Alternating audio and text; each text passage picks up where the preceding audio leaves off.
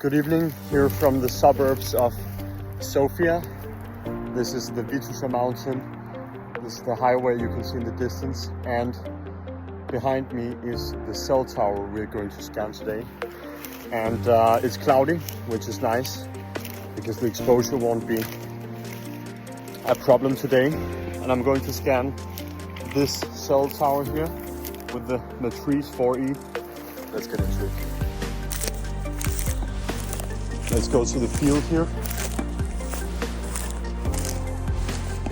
And let's head to the cell tower.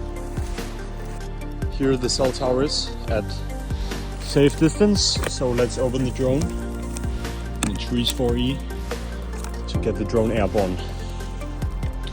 The remote controller.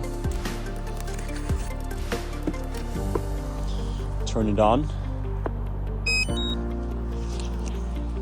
We also have to take the safety vest on.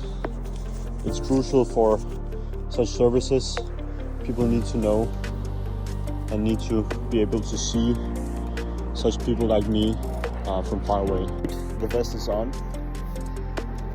Let's take the helmet on and get started. See you soon. Okay, so today I brought such a small compact launch pad for the drone to take off in this otherwise a little challenging terrain. So that's really practical. Let's take it out of the box. Turn the drone on. Get the gimbal stabilized like that. That's the safest way. Okay, let's get the remote controller connected to the internet. This is very important. The RTK to get connected. This will do the entire scanning process much more precise. So we go to first we have to allow the hotspot from our iPhone or Android. Then we go to settings, network and internet, Wi-Fi, and then iPhone connected. Great. DJI Pilot 2 home point updated, and RTK is connected, which is excellent. Normally it takes a little bit of time, but now it was straight on the moment. Okay, so let's get the drone airborne. Here it is. Here it is. Let's get it up in the air.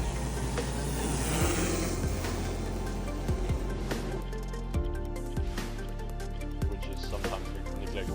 And it's also very, very important to not to do any zoom, because in this way the software after that, the processing software, thinks that the image is taken at another location, which gets confused and the model gets messed up as a result.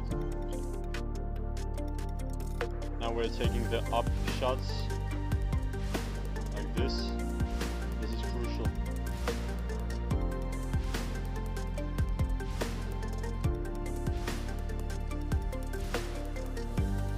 Fortunately, it started to rain, so let's get the drone back.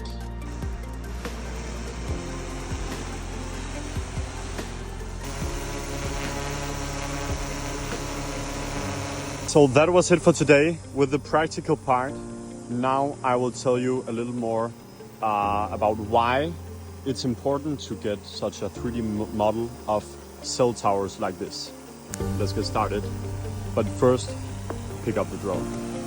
Was it with the filming part, and now let's go to the explanation and processing on the desktop.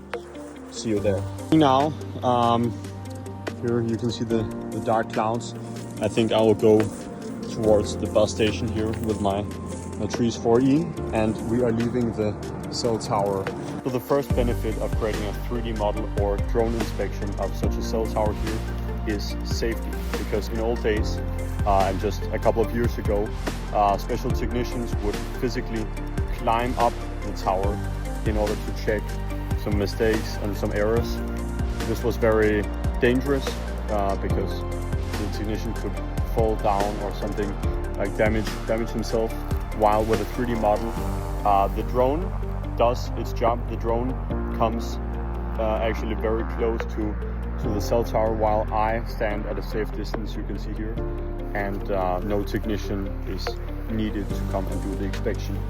Secondly, we have accurate documentation, because nowadays cell towers change very often with additional, for example, 5G equipment, other add-ons on the cell tower, and an accurate 3D model of the cell tower shows exactly the state of the cell tower in real time, and several 3D models, several drone inspections can be done over time to track and record these changes, and this will be very valuable for the big cell tower companies.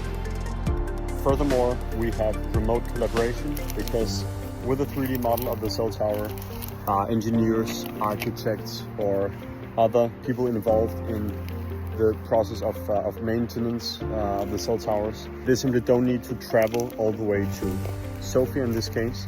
They can sit at home or in the office without spending extra travel costs and saving a lot of time. So that's very, very important. So in the third place, we have accurate measurements, because with a 3D model, when it's ready in the software, engineers can access it and take very accurate measurements. If they want to know the length of cables or the height of the cell tower, they can just do it in the software instead of trying to do assumptions from photos or climbing physically. So what information can you extract from a 3D model of such tower here? Well, first, of course, the dimensions and the quality of the cell tower, all the attributes, because you can measure, of course, the cell tower height, the cables, you can detect rust or something. And also an interesting feature I explored lately is the orientation of the cells. So in the 3D model, you have pointing, I'll show you after that, you have, when you rotate the 3D model, it says where, in what direction it points, north, south, east, west, and you can see which cell points towards which direction. In that way you can know in which areas, in which directions people have better internet and better service in general. And in addition, you can also explore how much space and where you can add additional tools, additional devices to the cell tower, which is important for future development. So that was it from my side. Stay tuned and subscribe to see more such content, more help for you to become a drone inspection specialist. See you.